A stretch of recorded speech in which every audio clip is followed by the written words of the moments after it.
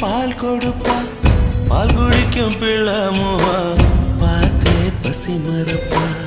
இளவட்டம் வான பின்னும் எண்ணெய் தேய்ச்சி குளிக்க வைப்பா உச்சி முதல் பாதம் வர உச்சி கொட்டி மகிழ்ந்திடுவா நெஞ்சிலே நடக்க வைப்பா நிலாவ பிடிக்க வைப்பா பிஞ்சு விரல் நகம் கடிப்பா